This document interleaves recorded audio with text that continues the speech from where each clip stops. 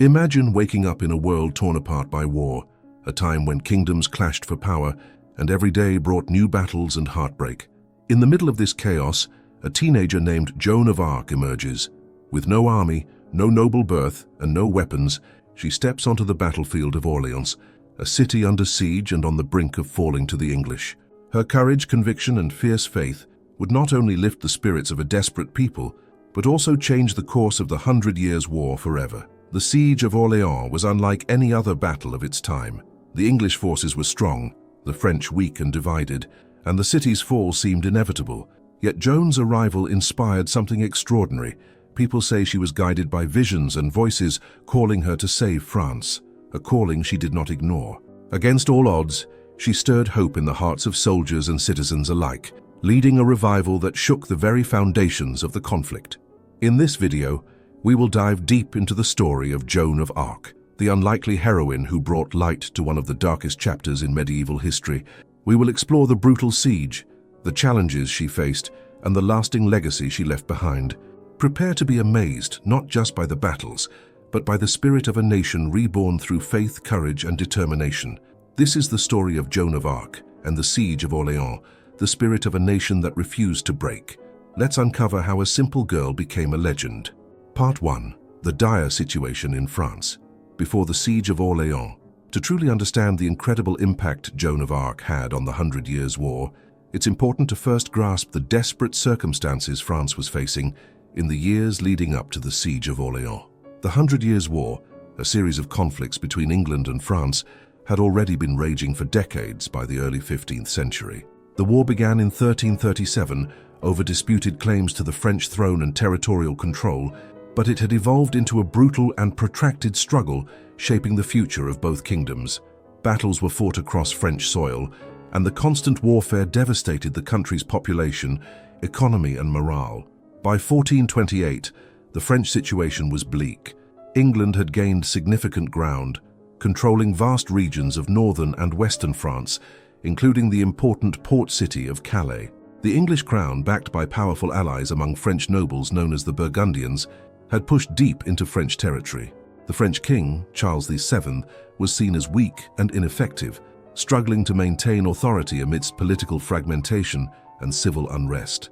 Orléans, a city strategically perched on the Loire River, became a critical point in the conflict. It was the last major stronghold, preventing the English from fully conquering southern France. The city's location made it a gateway. If the English seized Orléans, they could easily advance further south and potentially control the entire country. The English laid siege to Orléans in October 1428, initiating one of the most significant military campaigns of the war. The siege was marked by constant skirmishes, bombardments, and a tightening blockade intended to starve the city into submission. Supplies were cut off, residents endured hunger and disease, and hope began to wane. The French defenders included a mix of local militia and loyal soldiers, but their numbers and morale were insufficient to break the siege unaided. The city was under siege for months, with little relief. Outside, the English forces remained confident, believing Orléans' fall was imminent, further solidifying their grip on France. Morale across the country was at an all-time low. The French people were disillusioned by continuous defeats, internal betrayals among nobles, and what seemed like the inevitable collapse of their nation. The political situation worsened, as factions within France debated the best strategies to resist England while protecting their own interests. This was the grim reality into which Joan of Arc stepped, a country on the brink of collapse, a city under siege, and a king whose throne was in peril. The arrival of a young peasant girl with a divine mission would be the spark that ignited a flame of hope, resilience, and national pride, ultimately turning the tide of war. In the next part, we'll explore who Joan of Arc was, how this unassuming girl rose from humble origins to claim she was chosen by God, and how she convinced the French court to trust her leadership in the face of overwhelming odds. Part 2. The Life and Vision of Joan of Arc. Joan of Arc's story begins in a small village called Domremy in northeastern France, where she was born around 1412 into a humble peasant family. Her early life was unremarkable by medieval standards. She grew up working on the family farm, learning common skills, and living a simple rural existence. Yet, beneath this simplicity lay a remarkable destiny that would shape the course of history. From a young age, Joan claimed to experience mystical visions and hear voices. These weren't ordinary dreams or fantasies. Joan described them vividly as divine messages from saints, Saint Michael, Saint Catherine, and Saint Margaret, commanding her to support the rightful King of France and help drive the English out of the country. In a time when religion profoundly influenced daily life and politics, this kind of spiritual calling carried immense weight. Yet Joan's claims were extraordinary for a young peasant girl who had never been trained in battle or politics. Her visions fueled a passion and confidence that set her apart. Despite her low social status and the dangerous times she lived in, Joan was determined to act on what she believed was her sacred mission. But convincing anyone to believe in her, especially the king and his advisors, was no small feat. The political situation at the time was complex. Charles VII, the Dauphin, heir apparent to the French throne, was struggling to assert his authority. His legitimacy was questioned due to the earlier Treaty of Troyes, which disinherited him in favor of the English king. Many French nobles doubted him, and the kingdom was fractured by internal conflicts and alliances with the English. Joan's first major challenge was to gain an audience with Charles VII. Supported by local nobles who believed that any hope to end the war was worth exploring, Joan traveled to the French court to present her message. Her unassuming appearance and peasant background initially caused skepticism, but her unwavering conviction and detailed knowledge of court affairs impressed many. After rigorous questioning to test her claims and character, a process both spiritual and political, Joan convinced Charles to grant her a place in the military campaign. She had no formal military training, wore armor fashioned for a knight, and carried a banner instead of weapons. Her mission was primarily inspirational, to be a symbol of hope and divine sanction for the French cause. Joan's arrival at the court revitalized morale. The king was undergoing coronation preparations at Reims, and Joan promised to help him reach the sacred ceremony, which was crucial to affirming his legitimacy. Before this, however, a decisive victory was needed to break the English siege at Orléans and halt their advance. The journey from Domremy to Orléans took Joan past war-torn lands and desperate people yearning for a miracle. Her presence alone had a profound psychological impact, not just on French troops, but also on the civilians who saw in her a living sign of divine favor. It's important to note that Joan's faith and spiritual experiences were deeply personal, but also political tools. Belief in her mission united fractured French factions, reignited resistance, and challenged the English sense of inevitability. Joan's charismatic leadership proved that wars aren't just battles fought with swords and arrows, but also with hope, belief, and symbolism. Despite overwhelming odds, Joan was accepted as a leader who could challenge the English siege. Her arrival marked a turning point, not merely for tactical reasons, but because she embodied the spirit of a nation refusing to surrender. In the next part, we will explore the brutal Siege of Orléans itself, how it unfolded, the key moments, and Joan's pivotal role in turning the tide against the English. Part 3. The Siege of Orléans and Joan of Arc's pivotal role. The Siege of Orléans stands as one of the most crucial and dramatic episodes in the 100 Years' War, marking a turning point in the conflict. For months, the English forces had encircled the city with the intent to starve it into submission, a common tactic in medieval warfare. The fall of Orléans would have been catastrophic for the French, opening the way for English dominance over the entire region. Before Joan of Arc's arrival in April 1429, the situation inside Orléans was grim. The citizens and defenders endured relentless artillery bombardment, food shortages, and disease. The morale of the French troops and civilians dwindled as they faced the prospect of defeat against seemingly superior English forces. The fortified city, though resilient, was slowly being squeezed. Joan's appearance brought a surge of hope, almost like a breath of fresh air amidst the oppressive siege. Although she arrived with no commanding military rank or formal training, Joan's influence was undeniable. Clad in armor and carrying her iconic banner, bearing religious inscriptions and imagery, she embodied the divine mission she proclaimed. Her conviction and presence alone inspired the defenders and renewed determination. Joan did not wield a sword in combat, but was at the forefront of many assaults, rallying troops and encouraging them to fight with courage and purpose. She reportedly urged her soldiers to pray, sing hymns, and hold firm to their faith, strengthening their spiritual resolve as well as their fighting spirit. One of the key moments was Joan's role in lifting the siege by targeting the English strongholds surrounding Orléans. The English had established multiple fortified positions along the Loire River, controlling access and tightening the noose around the city.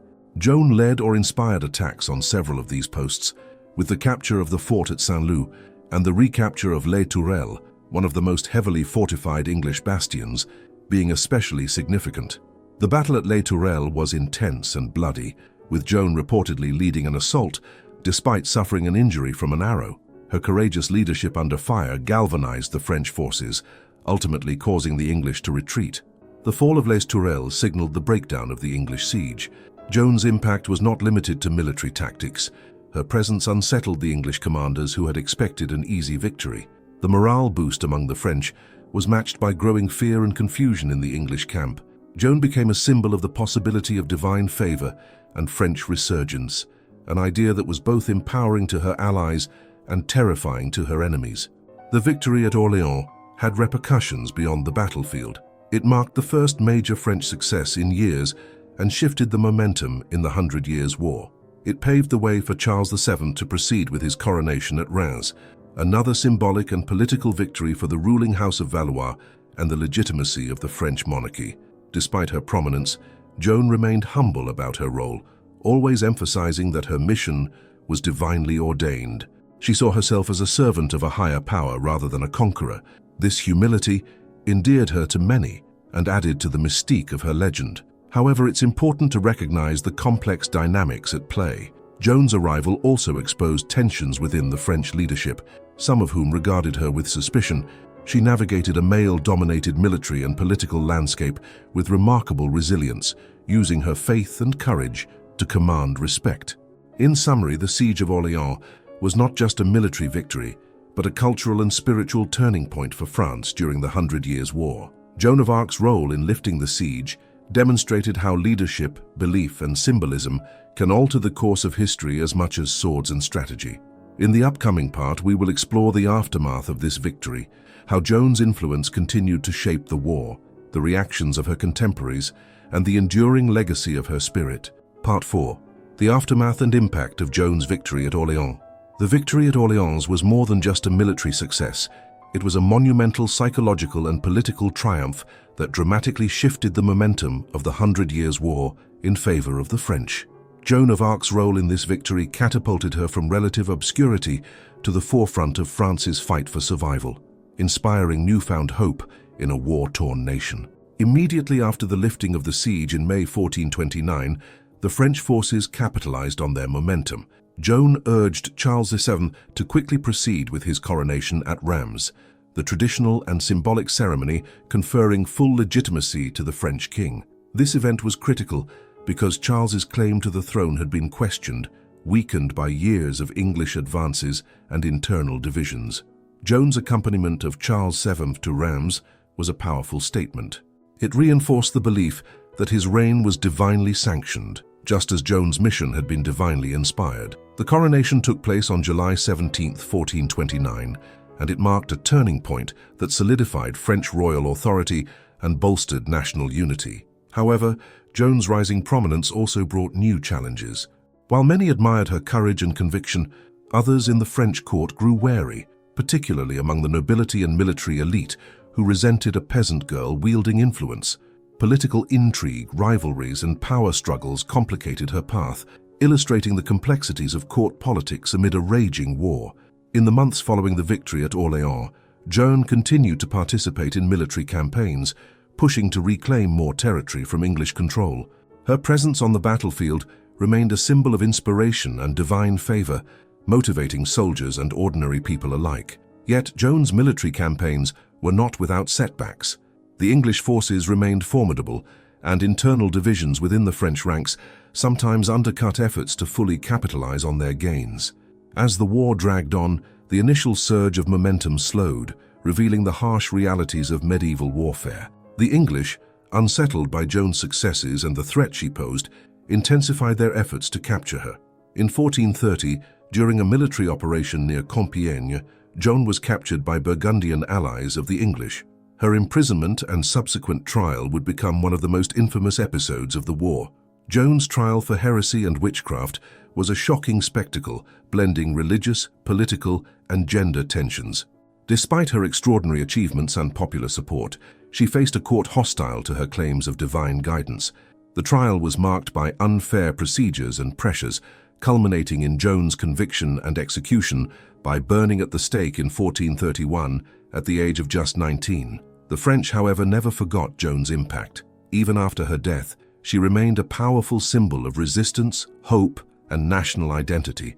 In 1456, a posthumous retrial cleared her name, officially recognizing her innocence and sanctity. Joan of Arc was canonized as a saint in 1920, cementing her legacy as a spiritual and cultural icon. The victory at Orléans and Joan's life story resonate far beyond medieval history textbooks. Her courage challenged traditional social hierarchies and inspired struggles for justice and faith throughout the centuries. The Siege of Orléans became a defining moment that shaped not only the outcome of the 100 Years' War, but also the identity of France as a nation. In the next and final part, we will explore Joan's enduring legacy, how her story has been remembered, mythologized, and celebrated across generations, and why she continues to captivate the imagination even today. Part 5. Joan of Arc's enduring legacy and timeless inspiration. Joan of Arc's journey did not end with her tragic death at the age of 19. Far from fading into obscurity, her story has endured for centuries, inspiring countless generations and becoming a symbol of courage, faith, and national identity. Understanding Joan's legacy means looking at how her life has been remembered, interpreted, and reimagined throughout history, and how she continues to captivate the world. Following her execution in 1431, Joan's supporters never ceased advocating for her innocence. More than 20 years later, a posthumous retrial, held under the authority of Pope Calixtus III, declared her innocent of all charges, officially condemning the original trial as unjust and politically motivated. This retrial was significant, as it reinstated her reputation and paved the way for future veneration. Joan's canonization as a saint came centuries later in 1920, recognizing her as a martyr who died for her faith and country. This official religious acknowledgement elevated her status beyond historical figure to a spiritual icon, representing divine inspiration, bravery, and sacrifice. But Joan's legacy is not confined to religious admiration. She is also a powerful nationalist figure in France. Her story has been woven into the fabric of French identity as a symbol of resistance against oppression and foreign invasion. During times of crisis, such as the Franco-Prussian War and both World Wars, Joan of Arc's image and story were invoked to inspire patriotism and unity. Literature, art, music, and cinema have all embraced Joan's story, continually reinventing her for new audiences. From Shakespeare's plays to modern films, Joan's image fluctuates between the innocent girl guided by divine forces and the fierce warrior symbolizing empowerment and resilience. Her narrative allows for a wide range of interpretations, making her one of the most versatile and enduring figures in history. What makes Joan of Arc's story particularly compelling is her humanity paired with her mythic qualities. She was neither a flawless saint nor a conventional hero, but a young woman propelled by conviction at an extraordinary moment. Her legacy challenges us to consider themes of faith, identity, courage, and the power of individual action. Moreover, Joan's story resonates beyond France or even medieval history. She has inspired social and political movements worldwide, symbolizing the fight for justice and the courage to stand against overwhelming odds. Women's rights advocates, religious communities, artists, and scholars have all found meaning in her life and martyrdom. In modern pop culture, Joan remains a figure of fascination, appearing in video games, graphic novels, and music, reflecting her continued relevance and the universal appeal of her story. She reminds us that even in the darkest times, individual light and resolve can ignite change. Returning to the Siege of Orléans, the event which made Joan a legend, it's clear that her impact extended far beyond the battlefield. She transformed a desperate military situation into a rallying point for a nation. Her leadership demonstrated how belief and symbolism could unite people and redefine the course of history. As we close this story, remember Joan of Arc not only as the young peasant girl with visions, but as a timeless emblem of hope, bravery, and the human spirit's capacity to overcome adversity. Her life and legacy remind us why history continues to fascinate and teach us today. The story of Joan of Arc and the Siege of Orléans is a powerful testament to the impact one determined individual can have on history. From a humble peasant girl claiming divine visions to leading armies and turning the tide of a brutal war, Joan's journey continues to inspire countless people around the world. Her courage, faith, and unwavering commitment remind us that even in the darkest times, hope can shine through. Joan's legacy transcends the battlefield. It's a story about belief, identity, and the power of standing up for what you know is right. As we reflect on her life, we see how her spirit helped revive a broken nation and left an indelible mark on history. If you found this story as fascinating and inspiring as many do, please like this video and share your thoughts in the comments. What part of Joan's journey moved you the most? And if you want to dive deeper into the incredible stories of the 100 Years' War, don't forget to subscribe and hit the notification bell. There's so much more to explore in this epic era of history. Thank you for watching and see you in the next video.